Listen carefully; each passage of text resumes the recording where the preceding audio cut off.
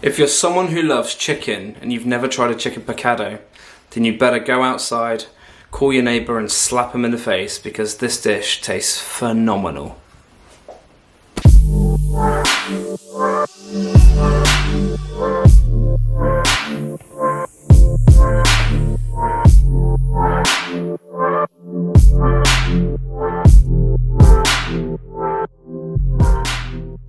So the purpose of this video is super simple. I want to show you how to make a chicken picado. Picado de frango, we call it in Portuguese. So chicken picado is super simple to make. All the ingredients are listed in the description below. So first thing I'm going to do is I'm going to prepare the potatoes. I'm going to start off by peeling them. You can use any white potato like a Madras Powder. I'm using red potatoes today, but any potatoes will do.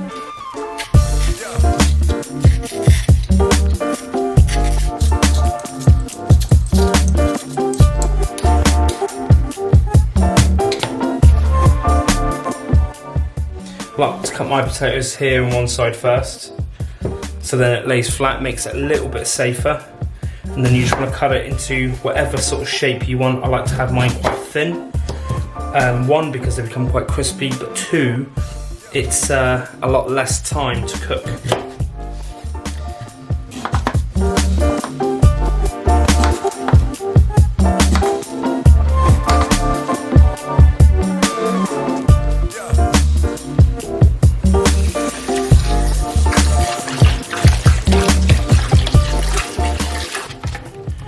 Now I'm just going to lay these on some tissue, like so, to remove that moisture. Then I'm just going to get another tissue and pat these down. You just want to try and remove as much moisture as you can.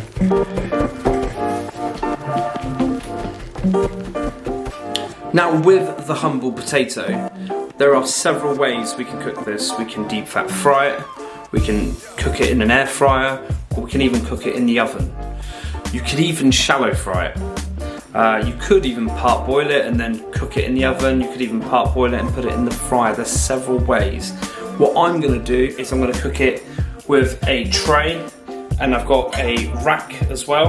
And I'm going to place the potato on there. I'm going to spray it with a little bit of olive oil. I'm going to add some salt, some pepper, some flakes of oregano, and that is it. It's easy.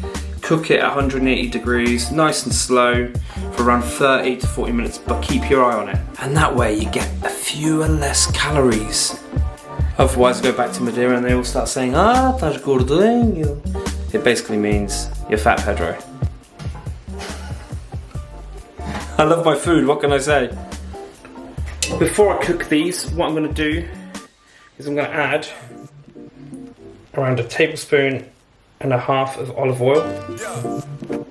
This is optional. I'm going to add a touch of paprika. This gives it a beautiful colour and flavour. Now I'm just going to mix it all in.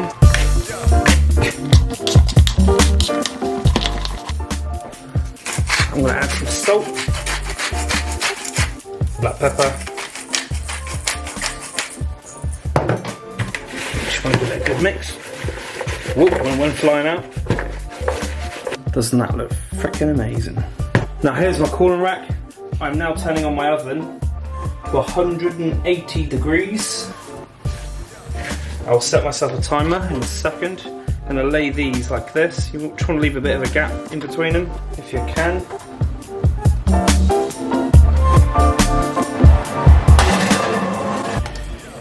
Now with this chicken, all I'm going to simply do is I'm going to cut it into tiny little cubes. Okay, so I'm going to cut it in half. I'm going to cut it in half again. And then I'm just going to get cubes at about this sort of size. That is perfect.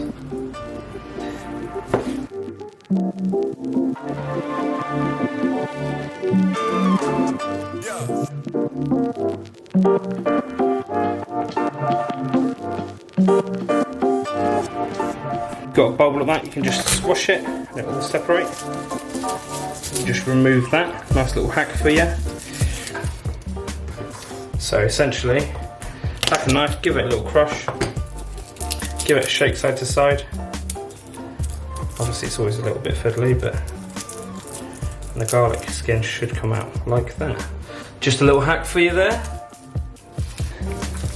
For this recipe I'll be using 4 garlic cloves. I'm just going to simply give this a slice, as thin as you can.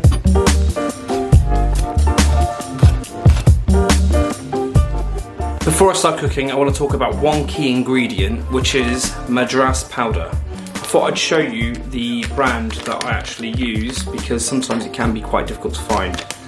It's called TRS, Asian's Finest Foods, mild Madras. You can also get hot Madras curry powder, but this is the stuff that will make this dish taste really, really, really delicious, and it does make a huge difference. Now, I've just turned on the heat to a medium-high heat. I'm going to go in with a touch of olive oil. Before the chicken goes in, I'm going to give it a touch of seasoning with salt, black pepper.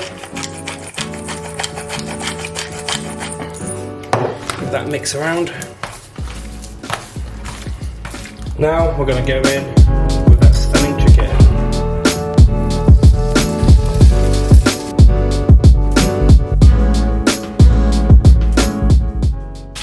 Now the key with this is to cook it all the way round so we get a nice bit of colour on the chicken. Then we're going to remove the chicken and then we can make the sauce. And hopefully by then the chips will be ready and we can eat, baby.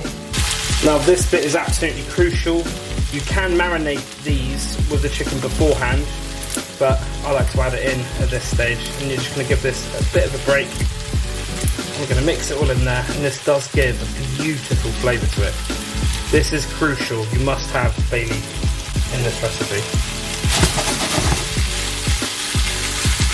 The smell already is amazing. Do not be tempted to start mixing it around, just let it cook, let it get brown on that side, and then we're going to flip it all over. Now it's been cooking for about 3-4 minutes. We can start turning it around. You see it's got a little bit of colour there. That's exactly what we want.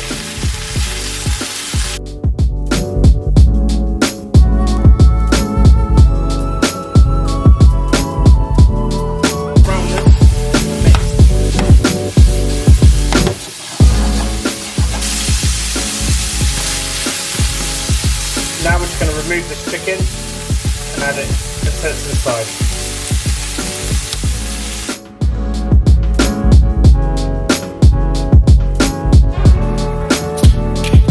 Now with the sauce, what we're going to do is add some white wine.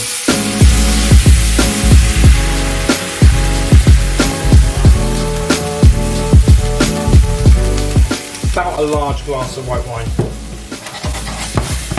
What we want to do is cook out the alcohol. So now we're going to increase the heat so it starts getting some bubbles. With a wooden spoon you just want to remove all the chicken that's down there. That is all flavour.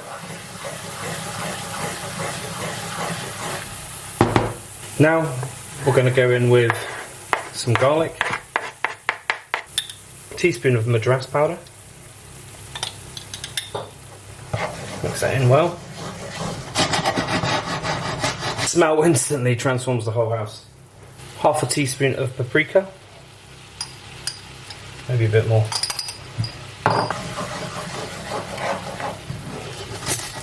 And a tablespoon of ketchup.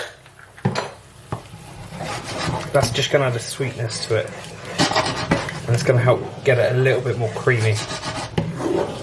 The chips are ready, the chicken's ready, and the sauce is ready. It's time to plate up and enjoy the sickest meal. The sauce is now ready. What I'm going to do is I'm going to place the chicken back in there, and all the juices, all the bay leaves, and I'm going to mix that in. So, just going to give that all a good mix in. Make sure every single piece of that chicken is coated. Now all I'm going to do, just pour that all in the middle. I'm not going to waste any of that garlic.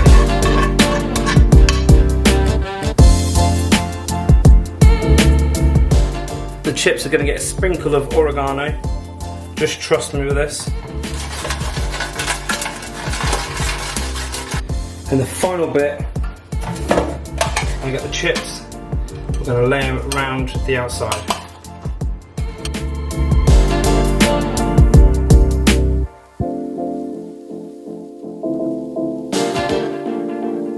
For a little bit of extra something, we can add some tomatoes. Usually I use larger tomatoes, but I didn't have any, so cherry tomatoes it is.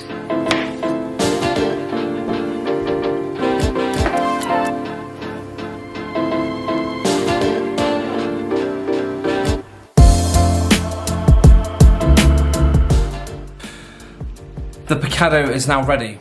So, what does it taste like?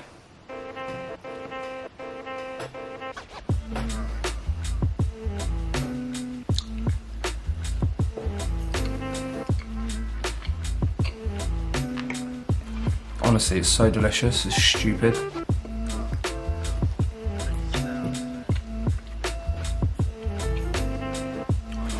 Must give this a try. It's super simple. By the way, this isn't a dish just for myself. This would usually be, or this would always be a dish to share. So you'd put literally the forks round the outside of the plate, everyone would dig in their own sections. So a Picado is like a real sharing dish on the island of Madeira. You would stop by someone and go, "Are you hungry?" "Yeah, I'm pretty hungry." Should we share a dish? It would be a Picado. Everyone digs in, then you get a bit of bread and you mop up the sauce with a bit of the local bread. The chips are really good.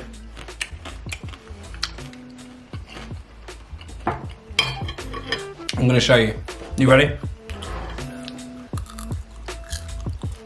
Crunchy, soft in the middle.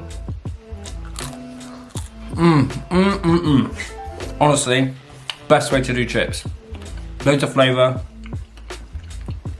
not crazy, fattening. Give these a try.